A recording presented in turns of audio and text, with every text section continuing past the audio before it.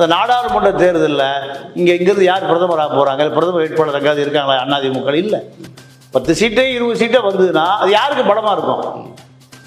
மோடிக்கு தான் பலமாக இருக்கும். அப்போ அதிமுகவுடைய வாக்கு வங்கி என்பது யாருக்கு தேவைப்படுது? இப்போ வந்து பாஜக தான் வலிந்து அதிமுக உறவை நீட்டிக்குன்னு சொல்றீங்க. உண்மை அதுதான்.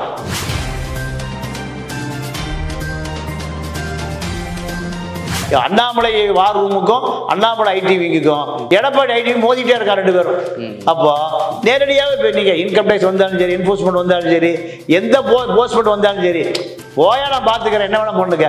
அப்போ இது எடப்பாடியினுடைய தைரியத்தை காட்டுகிறது, நீங்க ஓபிஎஸ்னுடைய கோடைத்தனத்தை காட்டுகிறது. அப்போ தொண்டை யாரை மதிப்பான்?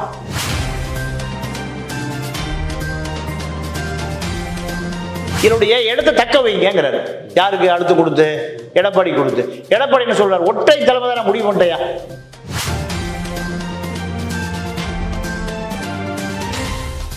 இந்த வீடியோவை உங்களுக்கு வழங்குபவர்கள் Paces Pay, secure digital payments with multiple features and great success rate. வணக்கம் நேயர்களே, இன்றைய ஓகஷ் தமிழ் உரையாடலில் நம்மோடு மூத்த பத்திரிகையாளர் தமிழா திரு பாண்டியன் அவர்கள். அவரை அன்போடு வரவேற்கிறோம் சார். வணக்கம். வணக்கம் சார்.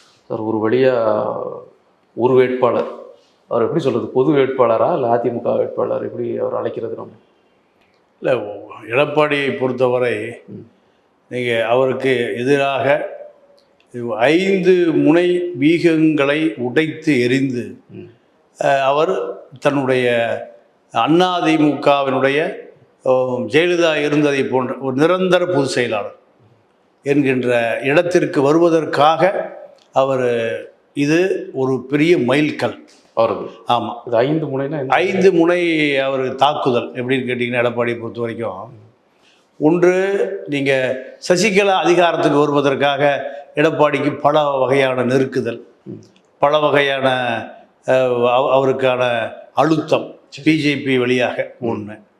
2வது, தினகரன் எப்படியாவது என்னுடைய கட்சியை அதிமுகவில் இணைத்து விட்டு எனக்கு ஏதாவது ஒரு பதவி கொடுங்க. இதுக்கு அவர் எங்கே போகிறாரு? பிஜேபிட்டு போகிறார். பிஜேபி தான். நீங்கள் 4% வாக்கு வங்கி உள்ள தினகரனை சேர்த்துக்கொள்ளுங்க. 2. 3வது, ஓபிஎஸ் 3 முறை முதல்வர். நீங்கள் அதிமுகனுடைய தமிழ்நாட்டினுடைய தென்பகுதியில் மிகப்பெரிய வாக்கு வங்கி இருக்கக்கூடிய முக்குழுத்தூர் சமுதாயத்தை சேர்ந்தவர். இவரை அதிமுக இழந்து விடக்கூடாது, அதனால் இவரை சேர்த்திங்க. ஒன்று. இந்த 3 பேரையும் அதிமுக எப்படியாவது இணைத்து விடுவதாக வாக்குறுதி கொடுத்து அதற்கான அத்தனை இடையூறுகளையும் யாருக்கு? எடப்பாடிக்கு செய்த அண்ணாமலை ஒரு 4வது. 2வது, இவங்களை அடிச்சுட்டு இந்த அதிமுக அழிந்து போய் விடாதா என்ற ஏக்கம் நீங்கள் ஸ்டாலினுக்கு. நமக்கு வேட்பாளரே இல்லாமல் போயிடணும். நமக்கு தமிழ்நாட்டு அரசியல் என்பது அதிமுக 3 முனைகள், 3 வேட்பாளர். அதிமுக 3 வேட்பாளர் நிற்கணும். ஓபிஎஸ் ஒரு வேட்பாளர், இபிஎஸ் ஒரு வேட்பாளர், சசிகலா ஒரு வேட்பாளர், குக்கர் ஒரு வேட்பாளர். இப்படி இத்தனை வேட்பாளர் நின்னா அதிமுக விட்டு பிரிஞ்சு போச்சுன்னா திமுக ஈஸியாக அடுத்து ஜெயிச்சிடும். அப்போது இத்தனை விஷயங்கள் எடப்பாடிக்கான அழுத்தங்கள், எடப்பாடிக்கான வியூகங்கள் இத்தனையும் உடைச்சிட்டு நீங்கள் இப்போ ஒரு ஒற்றை தலைமை, நான் தான் நிரந்தர பொதுச் செயலாளர். நீங்கள் அடுத்து பொதுக்குழுவோ நிர்வாக குழுவோ செயற்குழுவோ கூடுனா இப்போ ஓபிஎஸ்ஐ பொறுத்தவரை இந்த ரேஸிலே வரமாட்டார். ஒருங்கிணை தற்காலிக ஏற்பாடு, இதில் எடுக்கக்கூடிய முடிவுகளோ இதுகளோ எதுவுமே மூல வழக்கினுடைய தீர்ப்பையோ அதுக்கு சம்மந்தம் கிடையாது. நீங்க 2 பேரும் சண்டை போடுறீங்க, நான் ஒரு சின்னதா ஒரு சமரசம் பண்ணி அவ்வளவுதான், இல்ல வேற எதுவுமே கிடையாதுன்னு தெளிவா சொல்றாங்க. இது எப்படி அவருடைய எடப்பாடியுடைய வெற்றியை எப்படி பார்க்க முடியும்னு கேட்கிறேன். எம்ஜிஆருடைய சொந்த கட்சி இது, எது? அதிமுக. அப்போ இந்த கட்சியினுடைய விதிகளை யார் வகுக்கிறான்னா எம்ஜிஆர் தான் வகுக்கிறாரு. சரி, எம்ஜிஆர் தான். நீங்க எடப்பாடியோ ஓபிஎஸோ சசிகலாவோ தினகரனோ ஜெயலலிதாவோ வகுக்கல. இந்த கட்சியினுடைய சட்ட விதிகளை, சட்ட புத்தகத்தை, பைலாவை யார் உருவாக்குறாரு? எம்ஜிஆர் உருவாக்குறாரு. எம்ஜிஆர் எப்படி உருவாக்குறாருன்னு கேட்டீங்கன்னா, நீங்க கருணாநிதி எம்ஜிஆர் பொதுக்குழு உறுப்பினர்களை திரட்டி தீர்மானத்தை போட்டு தூக்கி வீசிட்டார். இதனால வரக்கூடிய காலங்களில் பொதுக்குழு உறுப்பினருக்கு ஆளுக்கு 5 லட்ச ரூபா கொடுத்தாருன்னா ஒரு 500 ரூபா பின்னாடி போயிடுவான். அதனால இவன் யாரை வேணா கட்சி விட்டு நீக்கலாம். அதனால அந்த பைலாவ சரத்துக்களை எம்ஜிஆர் திருத்துறாரு. எப்படி திருத்துறாருன்னா, கிளை கழகத்திலிருந்து ஓட்டு போடணும். கிளைக்கழகம், பேரூராட்சி கழகம், நகரக்கழகம், ஒன்றியம், இப்படி மாவட்டம், இப்படி அவர்களை தேர்ந்தெடுத்து இவர்கள் எல்லாம் சேர்ந்து பொதுச் செயலாளர் தேர்ந்தெடுக்கணும். பொதுச் செயலாளருக்கு தான் பொதுக்குழுவை கூட்டுவதற்கான அதிகாரம். இதுதான் எம்ஜிஆருடைய பைலா. அது மீண்டும் உயிர் பெற்று விட்டால் நீங்க எடப்பாடியை தேர்ந்தெடுப்பதா ஓபிஎஸ்ஐ தேர்ந்தெடுப்பதா என்று யார் முடிவு பண்ணுவா? கட்சி தொண்டன் தான் முடிவு பண்ணுவான். உச்ச நீதிமன்றமோ உயர்நீதிமன்றமோ தேர்தல் ஆணையமோ மோடியோ அமித்ஷாவில் முடிவு பண்ண முடியாது. அப்போ இந்த கணக்கு தான் எடப்பாடியுடைய செங்கணக்கு. இந்த கணக்கில் தான் எடப்பாடி எப்படி உட்கார்ந்துருக்காருன்னா, கட்சி தொண்டை நம்மளை அங்கீகரிப்பான், நிர்வாக குழு, பொதுக்குழு, முன்னாள். சரி, இப்போ அவ்வளவு நம்பிக்கை இருக்கிறவரு இந்த வேட்பாளருக்கான அது ஒப்புதல் கடிதத்தை பெறுறதுக்கு பொதுக்குழு உறுப்பினர்கள்ட்ட அனுப்பும் போது இவர் தரப்பு வேட்பாளர் பேர் மட்டும்தான் அதுல இருந்துச்சு. ஆமா ஆமா. ஏன் அப்படி இருந்ததுன்னு கேட்டீங்கன்னா, நீங்க ஓபிஎஸ்சியும் மீதி இருக்கக்கூடிய நபர்களை பூரா கட்சி விட்டு நீக்கிட்டாங்க. கட்சி விட்டு நீக்கியதை இன்னைக்கு வரைக்கும் நான் அந்த கட்சியில் சேர்த்துக்கன்னு சொல்லி ஓபிஎஸ் கோர்ட்டுக்கே போகல, ஸ்டே வாங்கல. அப்ப செல்லுபடி ஆகுதுன்னு அர்த்தம். சார், இந்த வழக்கை பொறுத்தளவுல பொதுக்குழு வந்து சேலஞ்ச் பண்ணி தான் வழக்கு இருக்கு. ஆமா, பொதுக்குழு சேலஞ்ச் பண்ணி வழக்கு இருக்கும் போது அவர் நீக்கப்பட்டதெல்லாம் இப்போ வரைக்கும் செல்லாது. இப்ப சொன்ன இடையீட்டு பண்ண கூட இது நீங்க முன்னாடி உள்ள விஷயங்கள்லாம் கிடையாது, அசிட்டிஸ் உள்ளது தொடருது. ஆனா இப்ப பிரச்சனை நீங்க ஒத்துக்காம இருக்கனால நாங்க அவை தலைவர்கிட்ட இந்த பொறுப்பு ஒப்படைக்கிறோம் தான் சொல்லியிருக்கிறாங்க. அப்புறம் இவர் அவங்க தெளிவா சொன்னாங்க, 2 தரப்பினுடைய கலந்து ஆலோசித்து நீங்க இது பண்ணணும், 2 பேர் சேர்ந்து வேட்பாளர் இது பண்ணணும், அந்த வேட்பாளரை உங்க பொதுக்குழு உறுப்பினர்கள் ஒப்புதல் படணும், அந்த கடிதத்தை நீங்க வந்து தேர்தல் ஆணையத்தை ஒப்படைக்கணும்னு இஞ்சி பிஞ்சு அழகா சொல்லியிருக்காங்களே. அதை எங்க ஃபாலோ பண்ணார் எடப்பாடி? இல்லை, எடப்பாடியை பொறுத்தவரை என்ன நினைக்கிறாருன்னா, ஓபிஎஸ்க்கு பொதுக்குழு உறுப்பினர்கள் ஆதரவே இல்லை. அப்போ 500 பேர் பொதுக்குழு உறுப்பினர்கள் ஓபிஎஸ் இருந்தாங்கன்னா இந்த ஆட்டமே வேற. அப்போ ஒண்ணுமே 2 இலக்கத்துல கூட இல்லையே, இருந்தா நிரூபிச்சிருப்பாரு. நீங்க எடப்பாடி 2000 பொதுக்குழு உறுப்பினர்களை கூட்டி வானரகத்துல தீர்மானம் போட்டாரு, கட்சி நீக்கிறேன்னு. இவர் ஒரு 500 பேரை திரட்டி எடப்பாடி நீக்கிறேன்னு அவரால் தீர்மானம் போட முடியலையே. அப்போ 500 பேர், நீங்க 2500 பேர்ல 500 பேரை திரட்டி இருந்தா பத்திரிகை செய்தி. அது உயர்நீதிமன்றம் தலையிட்டு இருக்கோம், உச்ச நீதிமன்றம் தலையிட்டு இருக்கோம். இன்று வரை அவரால் 5 பொதுக்குழு உறுப்பினர்களை தாண்டி யாரு, நீங்க ஓபிஎஸ், வைத்திலிங்கம், ஜேசிடி பிரபாகரன், நம்ம பிஹெச் பாண்டியன் மகன் மனோஜ் பாண்டிய, இப்படி ஒரு 5 பேரை 5 பொதுக்குழு உறுப்பினர்களை வச்சுட்டு எப்படி ஒரு கட்சி நடத்த முடியும்? நீங்க எடப்பாடி பின்னாடி பாருங்க. நீங்க ஈரோடு கிழக்குல முன்னாள் அமைச்சர் 32 பேர் இருந்தானா, 32 பொட்டியோடு இருந்தானா. நீங்க இன்னாள் அமைச்சர் 32 பேர் பொட்டியோடு இருந்தானா, முன்னாள் அமைச்சர் 32 பேர் பொட்டியோடு இருக்காரு, களத்துல இருக்காரு. அப்போ களம் யாருக்கான களம்? நீங்க திமுக அமைச்சர்களுக்கு இணையா யார் இருக்கா? நீங்க எடப்பாடியுடைய ஆட்கள் களத்தில் நிற்கிறாங்க. அப்போ நீ எடப்பாடி சொல்றா வீட்டுக்கு வீடு போய் கேன்வாஸ் பண்றாயா? அப்போ ஓபிஎஸ் தைரியமா ஒரு வேட்பாளரை போட்டு அந்த வேட்பாளரை போட்டு ஒரு 10 மந்திரியா கூட, முக்குளத்தூர் மந்திரி உரம் இவருடைய ஃபாலோவர்ஸ் தான். யாரு? நத்த விஸ்வநாதன், திண்டுக்கல் சீனிவாசன், செல்லூர் ராஜு, விஜயபாஸ்கர், உதயகுமார், இப்படி அவர் சமூகம் சார்ந்த வேட்பாளரை அவரை ஜெயலலிதா அடையாளப்படுத்தி அறிமுகம். இன்னொரு வைத்திலிங்கம். இப்போ இத்தனை பேர் அவர் சமூகம் சார்ந்த வேட்பாளர். இத்தனை பேருக்கு அடையாளமே அவர் தான், ஓபிஎஸ் தான். ஓபிஎஸ் முதலமைச்சர் இருக்கும் போது இவ்வளவு பெரிய கட்சிக்குள்ள இவ்வளவு முக்கியத்துவம் வந்தது. இத்தனை பேர்ல நீங்க 7-8 பேர் அமைச்சர்கள் இருந்தாங்கன்னா நீங்க ஓபிஎஸ் நிலைமையே வேற. அவர் பின்னாடி ஒரு 10 எம்எல்ஏ வந்திருப்பாங்க. எங்க தமிழ்நாட்டினுடைய தென்பகுதி அவர் சார்ந்த சமூக எம்எல்ஏ வந்திருப்பான். ஒருத்தருமே வரலையே. அப்போ என்ன காரணம்? யாருக்குமே உங்களுடைய கொள்கை கோட்பாடு, உங்களுடைய அரசியல் அதிகாரம் இருந்த காலத்தில் யாருக்குமே எந்த நன்மையுமே செய்யல. அதனால அவன் பூரா என்ன பண்ணிட்டான், விட்டுட்டு எடப்பாடி கூட போயிட்டான். உண்மையா நீங்க இருந்தீங்கன்னா அவங்க உண்மையா இருந்திருப்பாங்க. நீங்களும் உண்மையா இல்லை, அவங்க உண்மையா இல்லை. உண்மையா யார் இருக்காடா? அவங்க அரசியல் எதிர்காலத்துடைய கணக்கு இருக்குல்ல, அந்த கணக்கு போய் யாரு போய் சேர்ந்தாங்க? எல்லாம் எடப்பாடிட்ட. நீங்க அவர் சமூகத்தை சேர்ந்த, நீங்க அவரால் அடையாளம் காட்டப்பட்ட திண்டுக்கல் சீனிவாசன் சொல்றாரு, யானைக்கு எலிக்குமான சண்டைங்கிறார். யார் சுண்டலி? யார் யானை? எடப்பாடி யானை, ஓபிஎஸ் சுண்டலிங்கிறார். யார் சொல்றா? வேற யாரும் சொல்லி பெரிய கணவராயிருக்கும். அவருடைய சமூகத்தை சேர்ந்த அவரால் வளர்க்கப்பட்ட அவரால் அடையாளம் காட்டப்பட்ட நீங்கள் தேனிக்கும் திண்டுக்கலுக்கும் ரொம்ப தூரம்லாம் கிடையாது. நீங்கள் தேனிக்கும் சேலத்துக்கு ரொம்ப தூரம், அதே போல் திண்டுக்கலுக்கும் சேலத்துக்கு ரொம்ப தூரம், தேனிக்கும் திண்டுக்கலுக்கு ரொம்ப தூரம் இல்லை. அவரு சொல்றாரு, நீ எலியா சுண்டெலி, உன்னால ஒன்றும் பண்ண முடியாதுங்கிறார். அப்போ இது யார் வாயால் சொல்ல வைக்கிறாரு?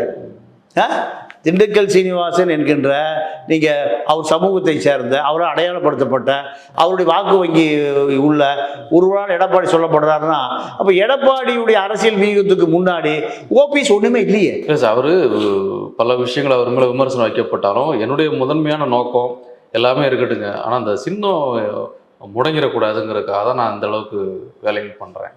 என்னுடைய வேட்பாளரை வாபஸ் வாங்குறது போனது, நீதிமன்றம் சொன்ன அறிவுரைகள்லாம் கேட்டுக்கிட்டு, இது வந்து எம்ஜிஆருடைய சின்னம், அம்மாவுடைய சின்னம், அந்த சின்னம் எக்காரணத்தை கொண்டும் முடங்கிடக்கூடாதுங்கிறதா என்னுடைய முதன்மையான நோக்கம்ங்கிற. இல்லை, ஆடு நினைக்கிறது என்று ஓனாய் கவலைப்பட்டதை போல இந்த சின்னம் எப்படி வாங்கணும் எனக்கு தெரியுங்கிறார் எடப்பாடி. யாரு? நீங்கள் பொன்னையனை விட்டு அறிக்கை விடுறாரு. பிஜேபி பின் வாசல் வழியாக வந்து எங்க கட்சியை வந்து கபலீகரம் பண்ணிடுறோம், நாங்கள் எச்சரிக்கையா இருக்கோம். யார் சொல்றாங்க? பொன்னையை அறிக்கை விட்டாரா? யாருடைய மனசாட்சி அது? சரி, யார்? எடப்பாடி. யாரோட எதுக்கு தயாரிட்டாரு? சரி, இந்த எடப்பாடி மனசாட்சி உள்ளவங்க இன்னைக்கு வந்து ஈரோடு கிழக்குல பாஜக மாவட்ட தலைமை அலுவலகத்துல திரு தென்னரசு வேட்பாளர் அறிமுக கூட்டத்தை நடத்துறாங்க. மோடி இருக்கிறார், அமித்ஷா போட்டு பின்னாடி பிளக்ஸ்லாம் வச்சு அது பின்வாசல் வழியா வந்ததை பத்தி அதை பத்தி யோசிக்கலையா எடப்பாடி? அதான் இப்போ எடப்பாடிக்கு மோடியுடைய தயவு தேவையா நாடாளுமன்ற தேர்தலில்? இல்லை எடப்பாடிக்கு மோடியுடைய தயவு தேவை? ரெண்டு ஆப்ஷன் இருக்குல்ல. இப்போ வர இருக்கிற நாடாளுமன்ற தேர்தலில் முக்கியம். அந்த நாடாளுமன்ற தேர்தலில் இங்கிருந்து யார் பிரதமராக போகிறாங்க? பிரதமர் வேட்பாளர் எங்காவது இருக்காங்களா அதிமுக? இல்லை. 10 சீட்டு 20 சீட்டை வந்ததுன்னா அது யாருக்கு பலமாக இருக்கும்? மோடிக்கு தான் பலமா இருக்கும். அப்போ அதிமுகவுடைய வாக்கு வங்கி என்பது யாருக்கு தேவைப்படுது? இப்போ வந்து பாஜக தான் வலிந்து அதிமுக உறவை நீட்டிக்குன்னு சொல்றீங்க. உண்மை அதுதான். எப்படின்னா, நீங்க பாஜகவை பொறுத்தவரை நீங்க ஓபிஎஸை சேர்த்துக்குங்க, சசிகலாவை சேர்த்துக்குங்க, குக்கரை சேர்த்துக்குங்க, அண்டாவை சேர்த்துக்குங்க, குண்டாவை சேர்த்து இந்த அரசியலை எடப்பாடி முழுமையாக எனக்கு என் கட்சி முடிவை நான் தாங்க முடிவு பண்ணணும். நீங்கள் முடிவு உங்கள் வேலையை பாருங்கள், உங்கள் வேலையை நீங்கள் பாருங்கள். இது அதிமுக, பிஜேபி கிடையாது. அப்போது இங்கே யாரை நிறுத்தணும், யார் வேட்பாளர், யாரோட கூட்டணி வைக்கணும் அப்படின்னு சொல்லி அவர் என்ன பண்ணார்? நீங்கள் கடந்த 2-3 நாட்களுக்கு முன்பு தேசிய ஜனநாயக முற்போக்கு கூட்டணி எல்லாம் எல்லாம் அடிச்சு உடச்சி தூக்கி போடு. மோடி பட வேண்டாம், அமித்ஷா பட வேண்டாம், போடு. அண்ணாமலை லைன்ல போறாரு. சார் வணக்கம். என்ன எங்களை கழட்டி விட்டுறாத, டெல்லியில கூப்பிட்டு சொல்றாங்க, எங்களை கழட்டி விட்டுறாத. அப்போ என்ன பண்ணணும்? மறுபடியும் எங்க கூட்டணி சேர்த்துக்க. அப்போ தேசிய ஜனநாயக முற்போக்கு கூட்டணி மறுபடியும் இல்லை.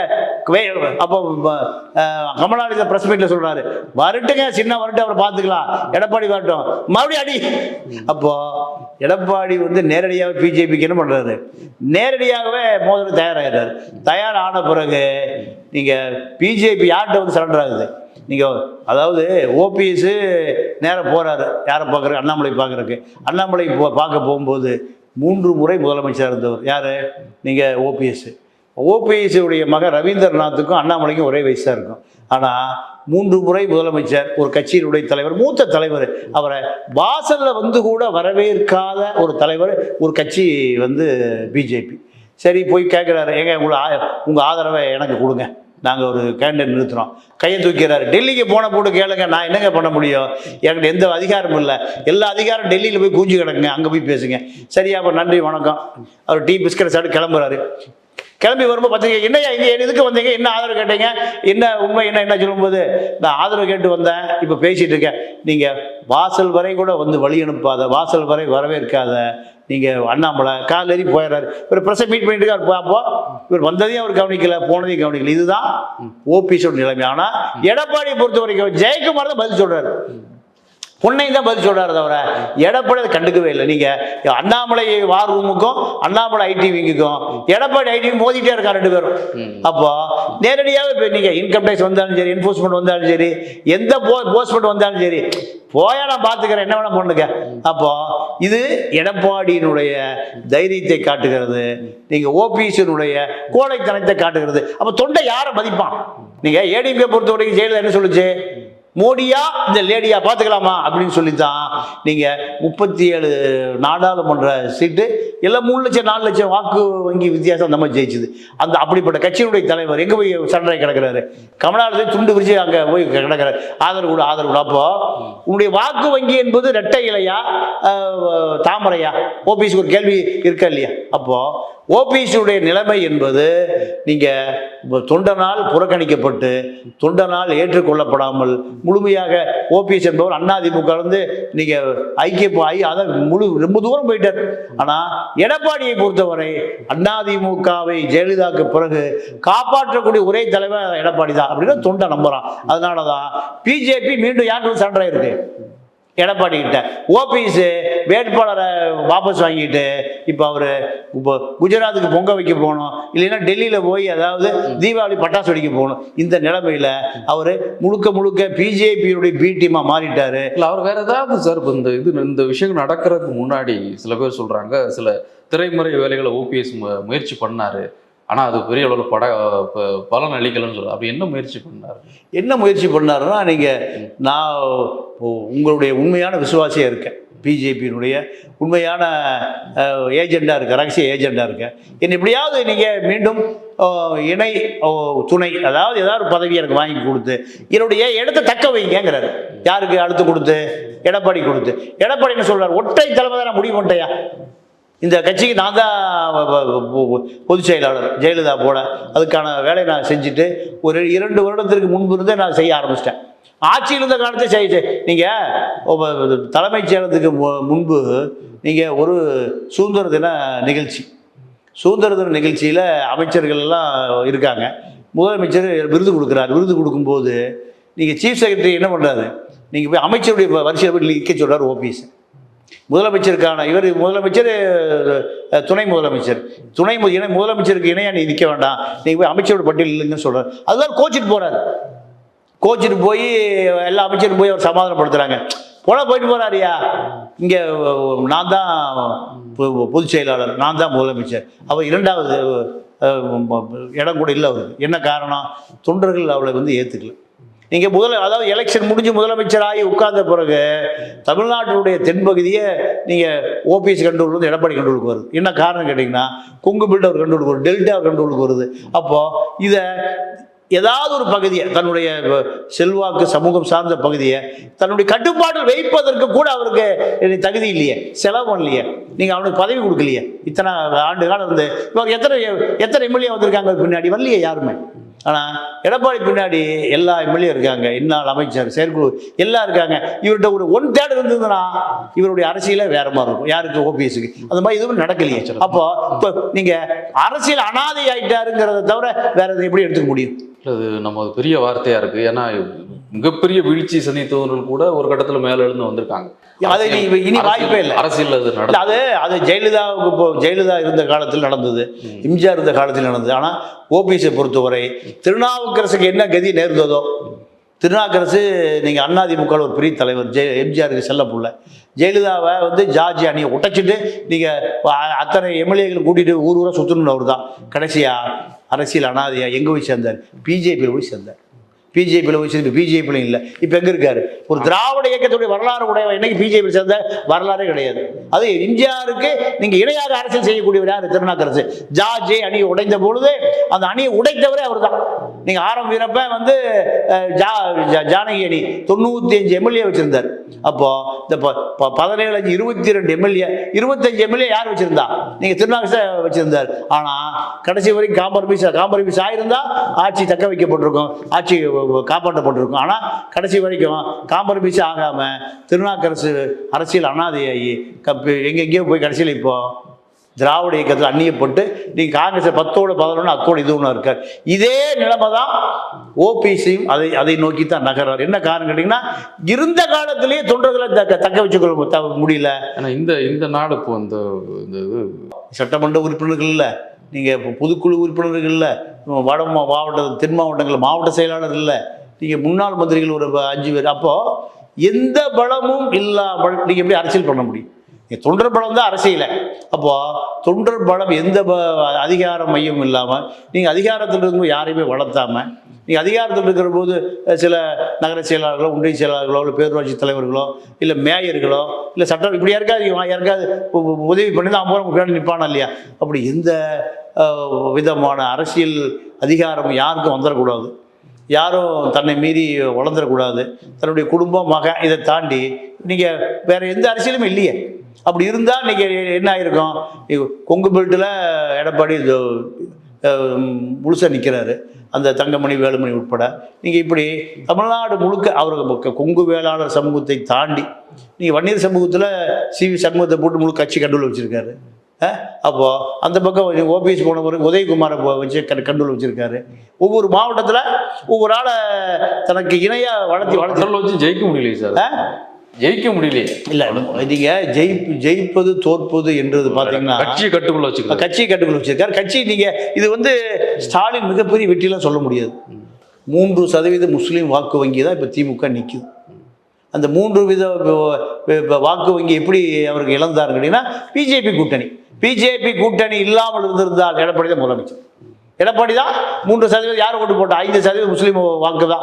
பிஜேபியோட கூட்டணி சேர்ந்ததுனால பிஜேபிக்கு 3% வாக்கு வங்கி தான். இது வெளியே போயிருந்தானா முஸ்லீம் கிறித்துவ வாக்கு வங்கி வந்திருந்ததுன்னா எடப்பாடி மீண்டும் முதலமைச்சர். ஜெயலலிதா அப்படி 2வது முறை 11 முதலமைச்சர், 14 முதலமைச்சர், அதே போல 21 எடப்பாடி முதலமைச்சர் ஆயிருப்பார். மிக்க நன்றி. நன்றி, வணக்கம். இந்த வீடியோ உங்களுக்கு பிடிச்சிருந்தா லைக் பண்ணுங்க, ஷேர் பண்ணுங்க, கமெண்ட் பண்ணுங்க. மறக்காம OH தமிழ் சேனலுக்கு சப்ஸ்கிரைப் பண்ணுங்க.